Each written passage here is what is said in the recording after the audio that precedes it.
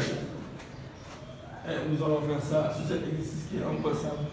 Exercice, on vous dit, soit U et V, deux vecteurs du plan A, B et C, 3 points tels que TU de A égale B et PV de B égale C. On demande de faire la construction. Maintenant, il faut savoir aussi quand on dit que TU de A égale B, ça veut dire que B est l'image de A dans la transformation de vecteur U.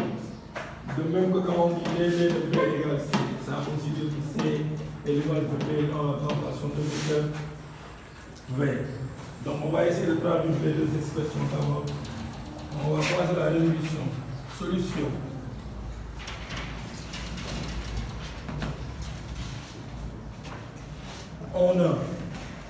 On dit PU de A égale B.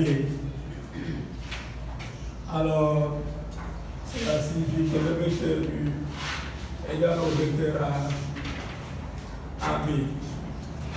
Quand on dit aussi TV de B égale C, cela signifie aussi que le vecteur B égale au vecteur B, BC. On a traduit les deux expressions, les deux translations. Donc, ce qu'on va faire, on va faire la construction. Nous avons la configuration de départ. On a déjà les vecteurs U et V dans cette position.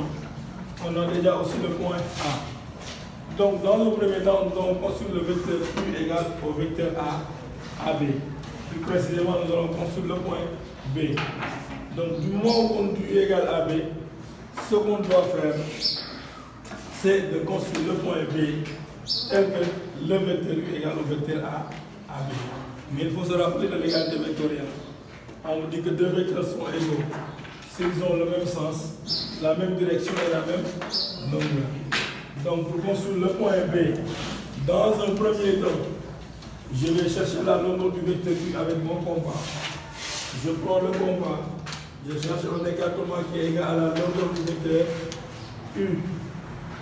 Une fois cet écartement trouvé, je prends la pointe du compas que je fixe sur le point A et je construis un arc de cercle dans le sens du vecteur U. Ensuite, je vais régler le problème de la direction. Par direction, soit les deux droites qui portent les vecteurs sont parallèles, soit les deux droites sont confondues. Donc, vu la position du point A, donc les deux droites doivent être parallèles. Cette fois-ci, je vais prendre mon compas et chercher l'écartement qui est égal à la distance des deux origines.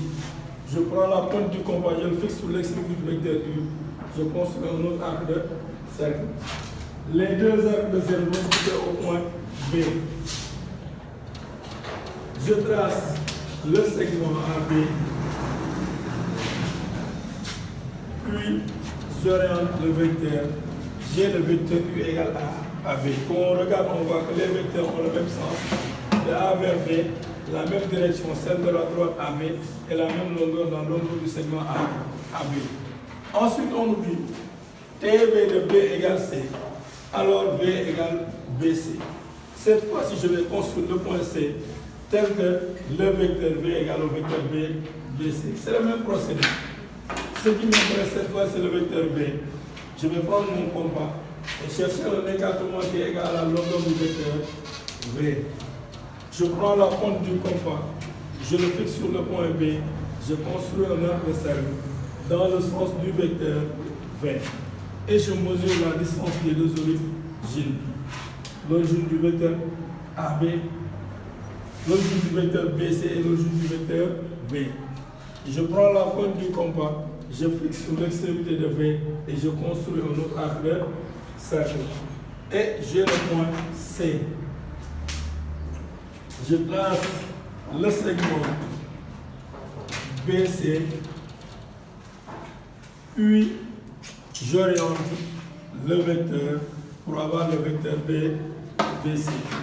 Maintenant, l'objectif c'est de construire la somme des vecteurs U et V. Ici, on a AB égale U, donc je vais mettre ici le vecteur U égale au vecteur AB. Ici, on a le vecteur BC égale V. Donc, je peux mettre le vecteur V égale au vecteur BC. Ce qui nous intéresse, c'est la somme des vecteurs U et V. Et d'une manière plus simple, pour avoir la somme de deux vecteurs, si vous avez ce type de construction, il faut tracer le segment joignant le début et la fin de la construction. J'ai commencé ma construction par le point A, je termine par le point C, donc je trace le segment A, AC et j'oriente le sens du vecteur. Je trace le segment AC et j'oriente le vecteur. En général, le vecteur est noté par W. W égale à U vecteur plus V vecteur. Mais aussi, on a une autre compréhension. Parce que le vecteur U égale au vecteur AB, on a aussi U égale AB et V vecteur égale à AC. Mais on constate que le vecteur et le vecteur W égale U vecteur plus V vecteur. Donc on va calculer la somme des vecteurs U et V. U égale AB, donc je vais mettre AB vecteur plus V égale à BC vecteur. Si j'applique la relation de Charles, le vecteur AB plus BC donne le vecteur AC. Donc, on peut avoir le vecteur somme en appliquant la relation de Charles. Je peux aussi écrire le vecteur AC qui est le vecteur somme AC vecteur aussi égale à AB vecteur plus BC vecteur.